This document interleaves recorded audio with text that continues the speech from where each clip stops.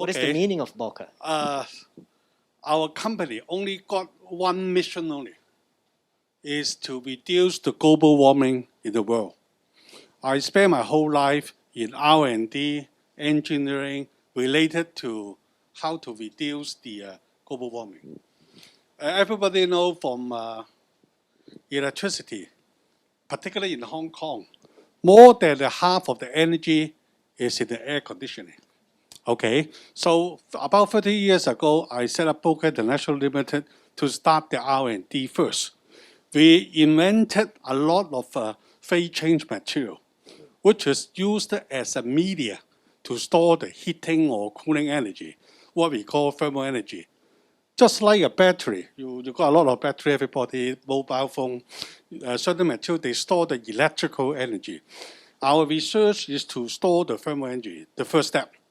The second step is we use this phase change material thermal energy storage system to integrate it into the central air conditioning, heating, or refrigerating system. First thing we can do is to shift the peak load from the daytime to the nighttime. Maybe in Hong Kong it's not so critical. Day and night electricity maybe around $1 to $1.20 in the commercial side. In the domestic market, there's no difference. But in some area in the China, the day and night, the tariff may be 6 times difference. In Japan, day and night, 3 times difference. Taiwan, everywhere. And particularly in America, when it's a very hot day, everybody switch on the air conditioning. As a result, the whole grid, what they call electricity supply grid, will simply back out because everybody's centralized in certain hours. For example, in the daytime between about 1 to 3 o'clock, 4 o'clock is the hottest.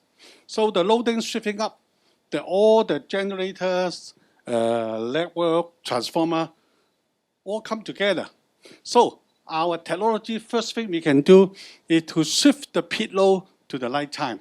That means even we are enjoying air conditioning here, we can switch on the air conditioning during the night time. The best time is around 3 o'clock in the morning when the ambient temperature is lowest, consumption is lowest, and the electricity is lowest. Then we generate the thermal heat, and then we store the heat until in the daytime. In heating, cooling are the same. Okay, and then as a result, we can also use this thermal energy system to optimize the system. As a result, we can improve the overall system about 50%. That means we can use only half of the energy. In practical, we do quite a lot of projects over the world, like in Australia, we do projects, we have Italy, Malaysia, whatever. And the last 2 years, we just finished a very big project in the airport with HKO, Hong Kong Aircraft Engineering. Okay, fortunately, the client believed in our technologies. Okay, so we changed all the whole air conditioning system. And then we signed a contract about 2017, and then we finished in 2019. And then up to now, it's peacefully running for more than 2 years. And the actual energy saving is 60%, 60. As a result, we find this business model is very good. Everybody just thinking energy saving may be costly to the client, but actually it's not.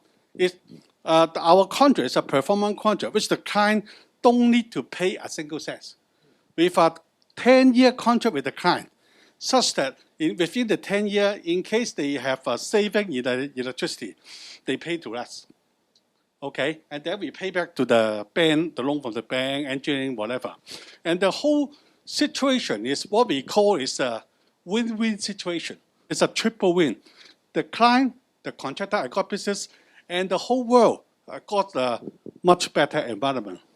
So what I'm trying to do is try to pushing this system to the China, everywhere, the world, and hope more and more people use the energy saving system before it's too late. What I'm saying is too late.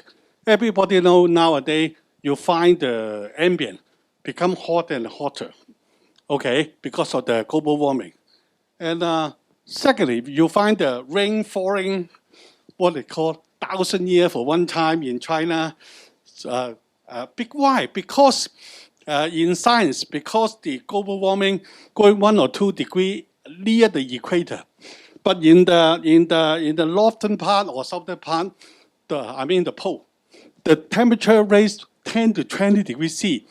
As a result, the temperature difference between the North and South Pole and the equator, the difference becomes less and less. As a result, there's no energy to driving the circulation. Or maybe say the circulation is slowed down already. And actually, the whole world become more and more critical. Okay, before or if we don't care about it, maybe after 20 years, 30 years, it's irreversible. The whole world finish. Try to push this idea to other governments in China, in Hong Kong, everywhere, and hope eventually we can let our technology, let the government push to the market, because they can push maybe 1,000 times faster or stronger than us before it's too late.